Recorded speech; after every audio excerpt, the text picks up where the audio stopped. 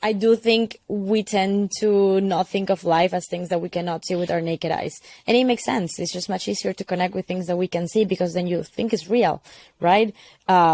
I totally understand. And I think that that's the main reason as to what microbes have been out of conversations in our day-to-day lives for most people that are not like in the super involved scientific field that some of us are. And the reason why we haven't consider them when we talk about conservation and protection of our planet, because call it whatever it is, it's just hard to connect with something like that. And so part of what we want to do, in addition to the scientific research, is bring that closer to us. And that's why I thought of the idea of like a map where you can actually see things and, being able to record microscopic videos. And there's other people that are doing a spectacular work with this as well, to try to bring it closer and make it like tangible, so that you can actually feel it almost like as if you're touching it, and all of a sudden you realize, oh, wow, there is actually a whole Jurassic Park mini world just like hiding in your backyard that you just don't happen to see.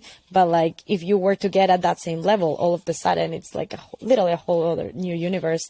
There are many examples already of medicines that have been discovered for microbes. So like the very famous example is penicillin, that became such a life-saving antibiotic back in the day, that was discovered thanks to mold that ended up growing in these like gelatin-like plates where we typically grow bacteria.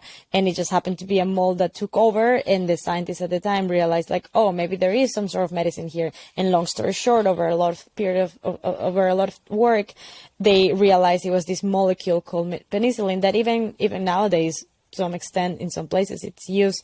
There is erythromycin, which is another famous antibiotic as well, that was originated from a microbe that lives in soil, literally.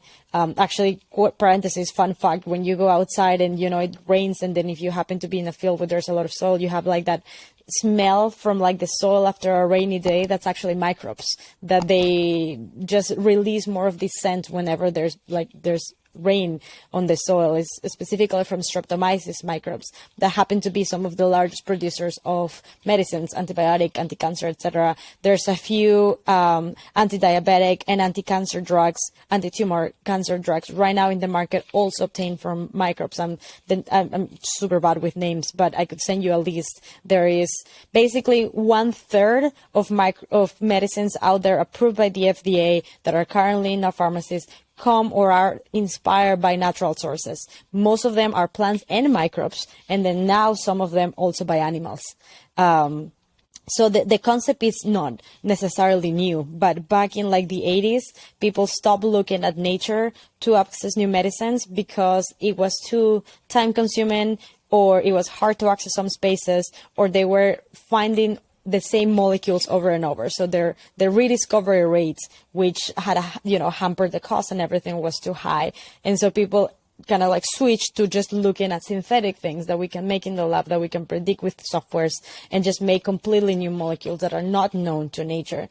There is kind of like a shift trying to go back, because there's so many diseases right now, like antibiotic drug resistant, bugs that are coming out there that we don't have the medicine for. Right now, they say cancer is still the number one killer. By 2050, the predictions are not being able to fight and like infections in your body with the current antibiotics that we have will be the number one killer, because of the rate that these things are increasing, the few money that is going into trying to solve these problems right now from pharmacy, and the fact that we are not really talking about it that much.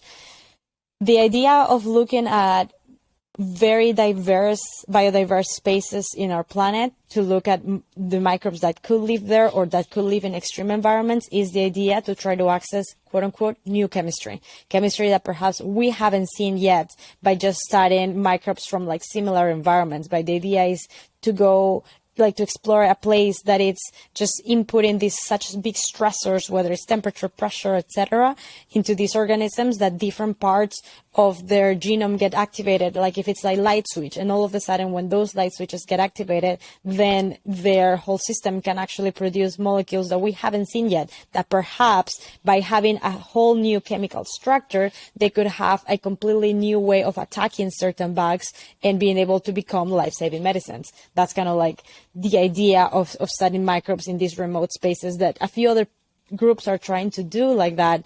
But I think we need more of that in the Amazon, and it's just been hard for 1,000 of reasons. And hopefully it's time to change that.